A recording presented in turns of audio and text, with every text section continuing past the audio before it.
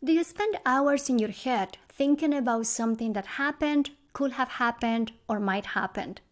Do you ask others what to do so you don't make a mistake?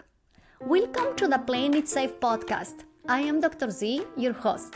I am a clinical psychologist, an author, and a person that is super passionate about sharing with you science-based skills to overcome any type of fear-based struggles. Who doesn't experience fear? Who doesn't play it safe? In this show, we will discuss how fear-based reactions happen in day-to-day life, how playing it safe behaviors look like, sound like, and feel like, how you can put into action solid tips from behavioral science to get unstuck from worries, fears, obsessions, and anxieties, and how you can start doing what works, what matters, and what you care about. Behavioral science doesn't have to be boring. Thanks for listening, and let's get started. To be human is to be anxious. To be human is to be stressed. No matter what we do, no matter how old we are, no matter where we are or who we are with, we are going to experience some form of anxiety, fear, worry, or stress. This is Dr. Z, and I am back with another episode of the Playing It Safe podcast. Thank you so much for listening. Today, I want to share an interview with Dr. Mark Hoffman. Dr. Mark Hoffman is a board-certified emergency medicine physician who has been practicing for over 20 years. I don't know if you or your relatives or your significant others or your friends needed to go to the emergency room in a hospital. But when you go to the emergency room, you will see a bunch of doctors that are usually juggling multiple tasks because they have maybe 6 to 10 patients to see at the same time. So they have to make sure that everyone is okay. They have to pay attention to the well-being of multiple clients, and they have to assess who they start treating first. How do they do it? How do they make the decision? How do they manage the stress? In this interview, I asked Dr. Hoffman all those questions because I am very curious how we manage these fear-based situations in our day-to-day life. I hope you find the interview helpful. This 36-minute interview will give you some insights on how to make decisions, how doctors who are exposed to high stressful situations make decisions. Perhaps you are already familiar with these skills. Perhaps these skills are new, or perhaps you need a reminder on how to manage stressful situations. This podcast is not a replacement for therapy or coaching. This podcast gives you information for you to consider in how you manage anxiety, fears, and worries in your day-to-day life. I wish you a great week, and thanks for listening. One of the things that I'm trying to do in the podcast is to understand better how people navigate worries, stressors in their day-to-day life. Sometimes people think that only people that are in therapy are dealing with anxiety. But my take is that every human being, every day we wake up, we are exposed to worries, fears, anxieties, all types of uncomfortable experiences. And I would love to hear from you as an MD practicing in the emergency department in a hospital. How do you handle that? What's stressful for you when you are going to work? Well, in emergency medicine, you always have to keep track of like 20, 30 things at a time. You have a screen, a board with sometimes 10 or 20 patients that you're actually taking care of at the same time. Mm-hmm. That I'm good at. That's easy for me because I've been doing that for like 40 years, the same thing over and over. And, 2 code blues could come in at the same time and I could still manage that. I just, because I'm used to that. I'm practiced. It's everyday thing. Mm-hmm. The thing that I'm most anxious is the unexpected thing. Generally, it's not a medical thing. It's more like a political thing, like a patient is very upset, or a nurse is very upset with me, or a tech or something like that. And then you're right in the middle of, you have 20 things going on at the same time. And now you've got this sudden stress, which just consumes you. And you have to get over that somehow, because you're not going to be able to function taking care of the other 20 things if you dwell on that. And sometimes you just have to just walk out of the emergency department, just take a couple of deep breaths and just realize that you're overreacting to something. I think that's what I've done recently in some of those situations. Like a patient recently told me that I was the worst doctor in the world. For no good reason. I mean, but anyway, that was the situation. And all the nurses backed me up and were trying to reassure me, but still, I took it so personally because I take that stuff really, really seriously. And there was just no way to solve that person upset about something and they're needing some kind of attention that I somehow couldn't give them and whatever. But like I said, that for me, that's the most stressful thing, when these things just pop up out of nowhere and you're already in the middle of 20 things. And then you have to deal with this extremely stressful situation. Well, I am sorry to hear that you encountered that situation. And I can see that the nature of what you're doing can be very stressful. You are juggling many things at the same time. And you feel comfortable with that type of stress, but you're used to it, yeah. But the new unexpected stressors, that's what it's really upsetting. If I can step back a little bit, or if we can go back on time to 30 years ago, how was for you, maybe your first year when you started working in emergency medicine and you didn't have much experience, and there you are with all these 20, 25 patients coming to you at once. How did you handle that then? I don't know whether I did anything different. Back then, coming out of my residency, I was just really confident. I thought I knew everything, because I was working in a county type institution, but they didn't give me any skills on how to deal with politics or bedside manner or any of that stuff. I kind of just had to learn that on the job as I went. And so anytime those same political things that I'm talking about now were the same things that stressed me out then and gave me the most difficulty. The very first job that I had only lasted a few weeks. I worked for about 2 months in this really intense emergency department out in Palm Desert, Eisenhower Medical Center. And then I went on vacation for 3 weeks with my wife. And I came back and I didn't have a job. And I understand this is the nature of emergency medicine, where everything, you're in a fishbowl. Everything is just completely watched by all the administrators, the boss, all the nurses, this, that, and everything. And I've noticed this with all these new doctors that come in town. They're under these same stresses. They're totally over managed and over watched, and it becomes really intensely stressful for the new doctor, because everything you do is just managed and watched. And I didn't realize that. I came back and there were all these things, that unexpected complaints. I had no idea.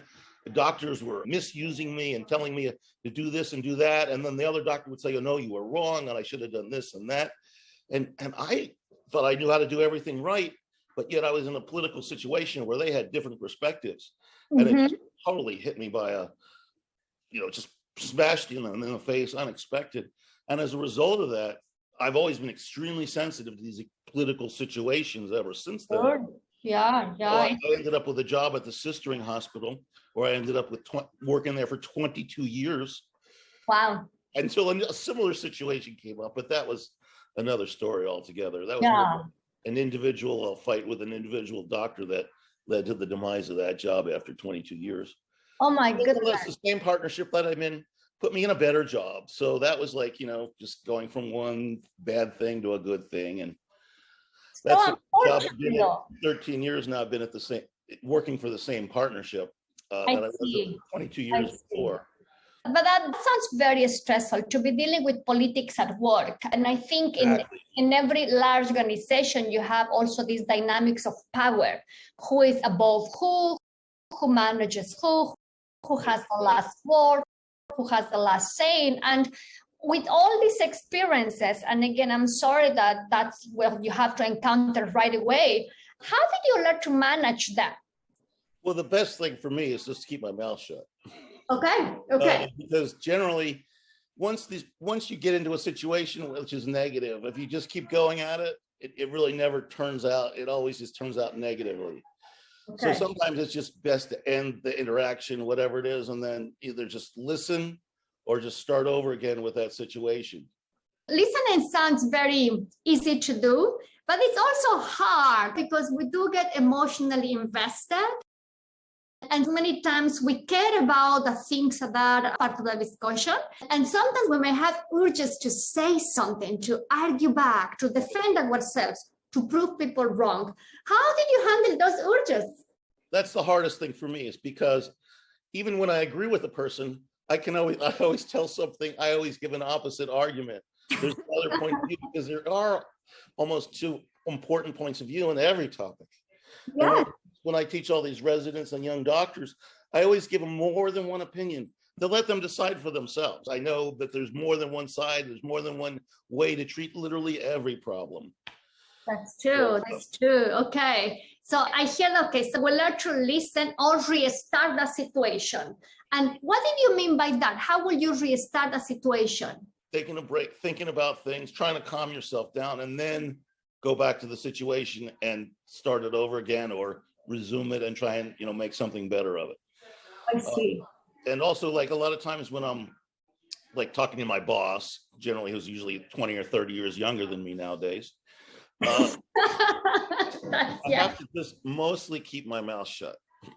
Okay. Like I said, I can argue with anything, and I will argue with anything, and that's my nature in normal situations, because I have a mind that just keeps going and just has all these thoughts that no one else even thinks of a lot of times. So sometimes I just have to say it. But like I said, the best thing for me is just to keep shut, and then maybe say it later if it still makes sense, but give it some time to think. That's my biggest problem, is like saying things quickly without thinking them over more. Well, it's hard. It is hard when you walk in life with a dynamic mind that is constantly analyzing and thinking about possibilities. And also the nature of practicing medicine from a scientific standpoint, it's really to hold hypotheses, to hold the coexistence of things that may look very argumentative, because that's how science evolves. So I get it, how that's by nature where your mind goes. Given that that's one of the things you have learned, to wait and state your opinion later on if something makes sense. In the waiting time, what do you do to manage your dynamic mind? Because the mind keeps going on and on, blah, blah, blah, yup. So how do you manage that waiting time? Well, there's always something to do. So, that's true. I mean, sometimes it's just, doing the everyday stuff with your fingers, clicking this and that. And while you're thinking, about the thing that's consuming your mind, or the thing that you're ruminating about, while still functioning, with your fingers at the computer and putting orders in, and maybe even writing charts or whatever else, because there's lots of stuff to do in emergency medicine. I mean, you just there must be 10,000 tasks in one 10-hour shift. That's just how much stuff you got to do. So sometimes you can do that to take your mind off it. Like I said, when the worst situations, it's best to just go in the back room and just be by yourself for a minute or two. And I don't know what I think about them, but just trying to calm down, Another thing I realize, I understand that emotions are just physical things. You get an emotion. I realize that. And I realize it's just a physiological sense in my body. And I try and say, oh, well, that's just, a stomach ache or whatever. It's not because I'm really upset.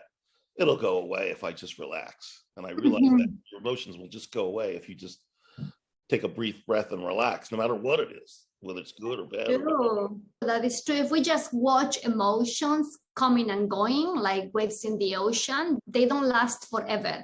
Right. But reaching that place is really hard. I know that for me, sometimes if I see a document that has different types of font, I do not understand why someone would send that.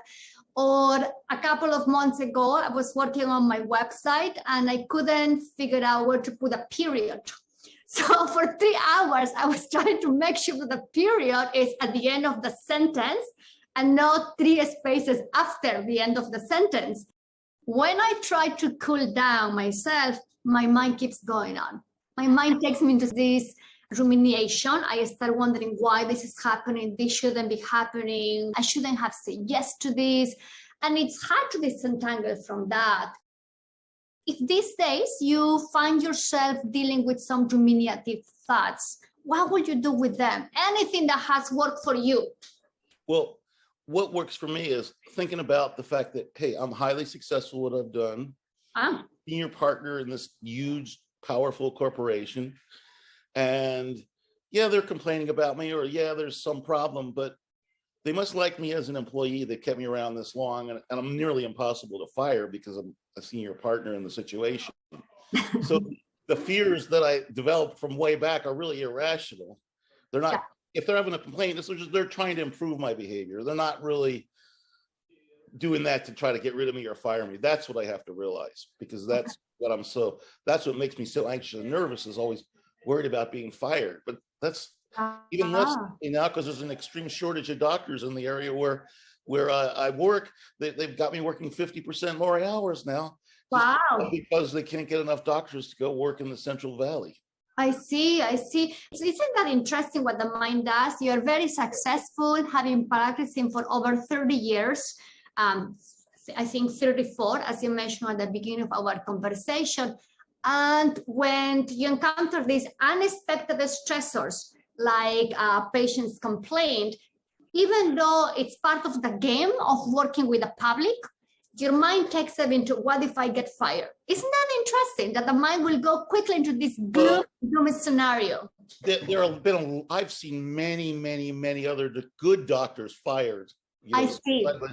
In fact, all of the doctors that are in my age group at my current group are gone now. Oh, I'm so sorry for that. Now it's all young doctors. And so a lot of doctors do get fired. But most of those doctors are way less competent than myself, and had good reasons to be fired. I see. Okay. Is it possible that you will get fired? Yes. Is it possible that I will get fired? Absolutely, yes. But I think at some point we have to make a decision. Do I live based on possibilities, or do I live based on what is in front of me? Now, for me, I try to bring myself back to the present, right? Focusing on what is in front of me, what I hear, what I see, what I smell, and try to keep moving with my day. How do you navigate that for you? There are possibilities and there is life happening in front of you now. Well, first of all, I just have to remember to be in my best behavior, because when I'm on my best behavior, I'm very good. And I'm also, I can help a lot in the stress of the whole place. Because I can see more patients more quickly than any other people. I can get the nurses more relaxed. I just have to have confidence in myself and just be myself. Not worry about the mistakes so much. They can happen. They're going to happen. Yeah. And just worry about what I can do to help everyone. I can do a lot. I mean, when I arrive at work and there's 20 patients to be seen that are waiting or whatever, there's nobody faster and more efficient at getting them all taken care of somehow than I am. That's beautiful. I just have to be confident and just understand that those people, like most of the people I work with, do appreciate that. And in fact, I got a brand new boss now, and I really like her a lot because she's actually smarter than all the other bosses I work with, because she's trained at Stanford. Oh, yeah, I can really work with. So that's somebody I can argue with and get a good argument back, and she can understand both points of view too. That's beautiful. The fact that I'm really intelligent. She's young as my daughter, but she's like really smart. So I really like that. I see. Well, if your mind is a dynamic mind, again, it's nice to have another person that can entertain that. Yeah. A person that is not going to quiet down different opinions, that will actually dance with that, right? Yeah. No, the last 4 bosses I've had have all been very good. One of the ones who was the best, he actually got fired too for a political reason. Oh, I'm sorry. He's still working at the sister site, but he got fired as the director because of this thing called sepsis, because our numerics, our metrics weren't where they were supposed to be. And now they're at the best. We're the best in the region, but it took a lot of work to get there. Can we talk a little bit about that? I did my internship and my postdoc in a hospital setting, and I am familiar with the metrics, the productivity, the ratios of clients or patients that you're supposed to see on a given month, the numbers of the whole department. And I remember that every weekly meeting we had, we didn't go one weekly meeting talking about those numbers, whether that was the whole meeting or whether that was 10 minutes, but every meeting is about the productivity of the department. And I'm curious, how do you navigate to that today, given that we have a medical system that is completely saturated and there are not enough resources for the number of patients or the number of people that live in this country? Well, I don't know. My organization, Vitality, has always been about metrics, service metrics, patient productivity metrics, pay is partly based on the productivity in some ways. So yeah, they are absolutely all about metrics. And the sepsis thing was another big thing that was all about metrics, like doing certain things to reduce mortality in this thing. And it's been a national thing. And, it's the government, of course, being involved makes everything like not as scientific as it should be. And, because at our hospital, the sepsis mortality was 40%, and the national average is 20%. Oh, wow. When I was an intern, my average was 0%. But that's wow. And just the way I do things, critical. If you people can't even remember, like people come in with cardiac arrest all the time, about 5 or 10%, they get them back. I always get the heartbeat back almost like 98% of the time. Patients, usually will die anyway, but like I said, I have skills that just make me very good. So my metrics always show up good on especially medical metrics and all those kind of things. So everything's about metrics, but like I said, as long as you keep yourself, as long as you're not an outlier, you're good, high or low or whatever, number of patients per hour or whatever, that's the important thing is metrics are just to help find people that are like not doing things right. So dealing with metric is not that stressful for you because of your medical performance. Right. They're actually quite high given all your skills. Now, can we chat a little bit about that? One of the characteristics of emergency medicine is that speed in which things move. Everything moves really fast. You have one patient after another one with acute presentations. And given your expertise and given your experience, you seem very comfortable with that.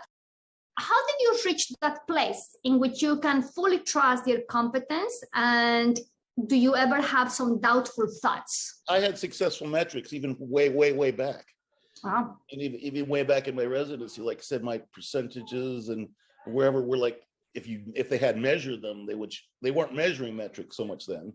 But my success rates were always extremely high in whatever metric that you measured, especially with medical situations, mortality outcomes and stuff like that.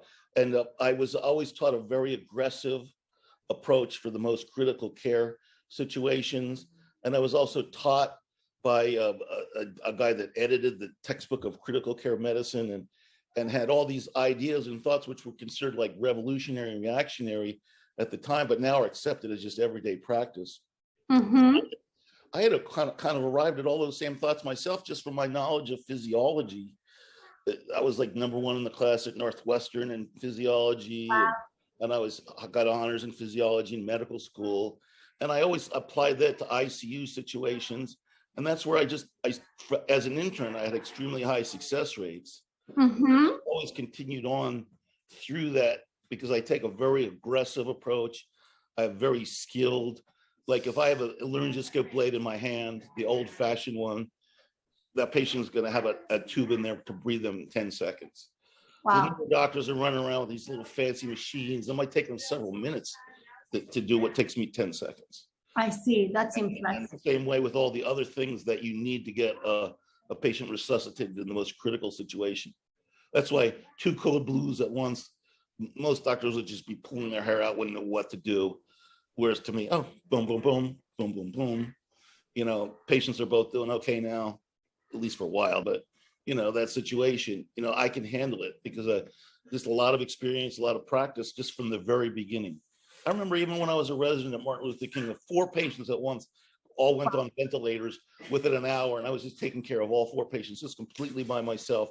Hardly any help from the nurses because there was a shortage of nurses. I put IVs in myself. I drew medications, everything. So just that experience way back at Martin Luther King in LA, just the madhouse that was, prepared me for all the most critical and stressful situations of the emergency department itself. Wow. Killer King was known as Killer King back then. And we're very proud that we had more gunshot wounds to the chest in 1 year than they did for the entire Vietnam War. Oh my goodness. Wow. That's an incredible frame of reference. Wow. That sounds really impressive. Can I ask a little bit more? It seems that one of the principles has been to approach an aggressive level of care to people who are in extreme acute situations. What has been the most complicated medical situation you have encountered, and how do you navigate that? Well, there were 6 gunshot wounds that came in at once. Wow. In Palm Springs, which was a trauma center. Mm-hmm. And most people would freak out about that because I was the only doctor there. But I did have a good trauma surgeons to call, and 3 of them had gunshot wounds to the abdomen. They was sending them to the OR. But the thing is, once again, because of the previous experience, I was used to it. I was, okay, 6 gunshots, okay, I'm just gonna do my skills. I got plenty of good nurses that, to do what they need to do. I'll just tell each one what to do each thing that I need to do. And all 6 gunshot wounds all survived. They all came out fine. 3 of them turned out they weren't as serious, just through and through the legs or arms or whatever. And 3 of them were critical, but like I said, I did everything like that. I remember that. And then there was also the Girl Scout bus accident, which was 26 victims, 6 dead. But in that case, I only had to take care of 4 critical patients. And I wasn't on my day off. And I spent 2 hours sewing up a girl's face, putting almost like 100 stitches in there. Wow. If I were next to you in the emergency room and someone says, we have 6 people with gunshots, what will I see you doing in your mind? Will you list all the steps that you have to do? Will you coach yourself? How do you go into decision and execution of what needs to be done? I don't need to do anything because it's only one decision at a time, no matter how many people it is. So I just get myself ready to a mode where I can make decisions quickly and not waste time with things that aren't important. And we all know ABCs, airway, breathing, and circulation. That's what you got to focus on first. Keep the person alive. Everything else you can take time for. You think about, if there's a hole in the arm or whatever, or about something's a cut, but they're not bleeding to death, we'll figure that out later. So yeah, it's triage in your mind, but it happens as the situation goes. I don't start thinking everything because I already know what to do for each situation. I just have to get to each situation fastly, make a decision, then move on to the next one while still keeping track of everything else that's going on. I see. This is beautiful in terms of how you make decisions, one thing at a time, focus on what is important to keep the person alive, and then move to the next. While in the back of your mind, you already took care of one person, you need to monitor. Another thing that you mentioned in one of our exchanges is that, and I love this reference, you say, I am like Michael Jordan when it comes to clinical practice, which I absolutely love. Can you tell me a little bit more about that? And I love this frame of reference with Michael Jordan. Well, I already kind of explained how I do things quickly to answering. I think I've kind of already answered the question somewhat. But the Michael Jordan came from this. We always do these brigades in Central America, to help the poor people. That my daughter, every summer we were going down there for a week and doing all this stuff. And one of the students who was giving explanations, he had never seen me practice before, but he'd seen me. I was seeing 110 patients every day, and every single one of them, I shook their hands, I smiled at, I did a professional bedside manner too. I gave them anywhere between 5 and 9 prescriptions. And, he'd never, they've seen doctors practice before, but they never seen anyone like that. And he was giving explanations of all the people that came on the brigade. And he explained me as the Michael Jordan of ER doctors. So I love it. I love this story. That's a beautiful story. Let me switch gears a little bit. As you were saying at the beginning, what is hard for you is not the stress related to your medical duties. It's the stress that is unexpected, like a patient complaint. And how do you handle that? Well, like I said, more it's just the anxiety and fear. Like, for example, if someone else has a patient complaint and the patient's still there and they want me to try to help out, if the situation can be restored, I will try and restore it for them. And I can put on the Marcus Welby, face and try and say, go to another person who's had a bad interaction with another doctor and try and restore it and make them really happy. And I've done that many, many times. That's another skill that I have. For restoring my own situations, they're harder. Sometimes the doctor has to come and help you. That's another thing too, is like, if you're working with another doctor and you run into a bad situation, a patient, you just can't, you can let the other doctor help out. I see. And they help me, we help each other, and we help each other restore these difficult situations. Well, it's nice that you can have someone that you can trust who can support you in this difficult situation.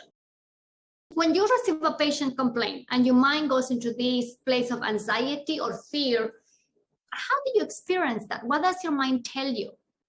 Your heart's racing fast and you're getting nauseated or your stomach's aching. Like I said, those are physiological things. Yeah. So if you just do nothing or relax, they're just going to go away. Okay. What I do with my mind, like I said, with my mind, I have to just tell myself, hey, I know what I'm doing. Like, 99 million people love me and just 1 or 2 people don't love me. So that's what I got to think about. I see. So you actually do some self-coaching. You coach yourself how to handle that moment. And you start listing other variables of the context. And if you have a thought that says, but what if I get fired? What if I come back to work tomorrow and there is a letter that says I got fired? How will you handle that? Just for curiosity. Well, I would say maybe it's time to retire if that happened now. Okay, I see. There's this really nice free clinic that I used to volunteer for right down the block here, and I'll be happy to go work for them. I see. They were like the people in Central America, and they would appreciate me a lot. How is for you when people don't appreciate that you are working hard, that you are giving your best, that you are talented and competent, and yet they have different experiences that don't appreciate who you are as a doctor? Well, something, I don't blame them because, whoever you are, there's situations that people aren't going to like you, you're not going to interact. And usually I'm culpable too in any of these situations. Even where I think I did everything professionally and definitely right, I could have done something different or better. So I just use it as a way to, how can I, if I get a situation like that, how can I manage it better the next time? I take it seriously. Like I said, every complaint, I don't just say it's 100% them. Yeah, I may have given them a nice professional, treatment, but I could still understand that they could have a good reason to be upset about it for whatever reason. And I understand that they're legitimate. I mean, I did something that made them upset. It wasn't, it didn't just come out of the blue. Mm-hmm. That means there's something I can think about to try to make better. Well, that's very thoughtful of you, because sometimes when we are in those situations in which people have a negative experience with us or a negative encounter, we can manage our distress by blaming the situation or by focusing why people have wronged us. And it's human. It's human that sometimes our mind may do that. And there is a lot of self-reflection and learning that happens when we step back and check, okay, what did I do? What did I say here? And what can I do differently or better next time? That's very, very thoughtful of you. How did you learn to do that? Well, it seems to make sense to me that, if you made somebody upset, there could have been a different way that you could have done it, if you had to do it over, and it wouldn't have happened. And what about those times in which there's nothing different that we could have done? We look back at a situation and say, I did my best. I handled it to the best I could. I don't know if I ever say that. I mean, like I said, medically, everyone's going to survive. I handle that part of it fine. Politics, I may not have handled that so fine. So I'm always blaming myself if there is a complaint politically, that there's something different I could have said or done. I see. But medically, it's very different. Your sense of competence is different than how we handle these political stressors. There are no cases pending against me medical legally. Okay. More than 10 years. I see. But I must be doing something right. Of course. Anything else that you have found helpful to manage the stress that comes with these unexpected stressors? Well, I think from having to deal with other people's complaints and having to rectify them, I always see, something, I've been in that situation before. It's universal. It isn't just me. Everybody's the same. We all run into that. I understand everybody else gets those same exact complaints, and I understand where they come from, and we can all just do better. Most of the time I do better. I get more than twice as many positive comments than any other doctor, even though I also get a few more negative complaints. From time to time. That's me. Because like I said, the aggressive, energetic personality creates a lot of goodness. A lot of people just love that. Most people that's what they want. If you're in an emergency room, and you're worried about dying or serious problems, you want an aggressive doctor who says, yeah, everything's going to be okay. We're going to take care of this, that, and everything and whatever. So the good stuff, it pretty much outweighs the bad. That I got to keep in mind on that. I am still very, very impressed of how you navigate these medical situations, how you decide what needs to be done first, because they can be so stressful. And I know for people who don't have as much experience as you do, they may doubt themselves. They may wonder if they run enough medical tests, if they use the right medication. I know you have a lot of experience. I imagine that you can have your eyes closed and then you will perform still at your best and with an excellent rate. But I'm curious, how did you learn that? Because it can be hard for new doctors or people that don't have as much experience as you do. Well, I think everybody has to just use whatever skills they have. And then there's things that help you. I mean, you have computers, you have charts. Sometimes I take notes, and then sometimes I don't take notes. Sometimes I have scribes take notes for me. Just use all the help you can get, whatever help that's there. There is a lot of help. You don't have to.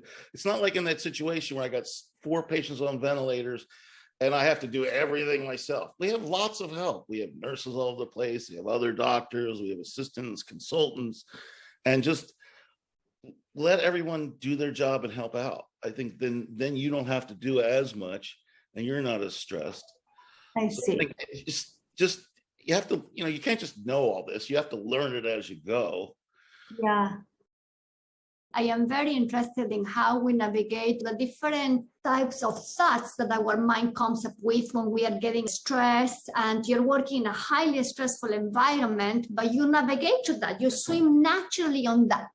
And my take is that even though this is second nature now, and you had a lot of practice, you do prioritize the decisions. You're doing this mental health triage, as you were saying at some point. And I find that very, very interesting. So I have my last question. If you were to have a chance to have a cup of coffee or a beer or a scotch with any person you want to spend time with today, who will that be and why? Somehow you just, I don't know, Vladimir Putin just popped up in my mind. Really? Okay, can you tell me a little bit more about it? Well, I don't know, because I'd like to understand why he's really doing what he's doing. See if I can rectify his situation. I see. But if it was a person I just wanted to have fun with, I would say it'd be Wilt Chamberlain, famous basketball player that came from Philadelphia. My dad used to admire him as a child because they went to high school in the same area. And he's one of the top basketball players of all time. He was a person that had skills to do anything.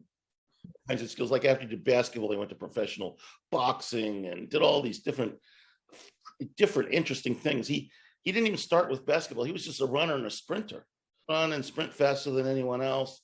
So then they said, hey, why don't you play basketball, because he's 7 feet tall. Mark, thank you so much for chatting with me. I am very, very appreciative. And please know that while the medical system is very stressful, it's so refreshing to meet a physician who is very passionate and eager to help people and to show up to them in the most acute medical situations. Thanks for listening. If you like this episode, I will very much appreciate it if you will subscribe and share this podcast with your friends. And if you're feeling extra generous, I welcome a review on Apple Podcasts. Show notes of this episode are in the website playingitsafe.zone. Make sure to subscribe to my newsletter so you can receive more tips to stop all types of unworkable playing it safe actions. See you soon!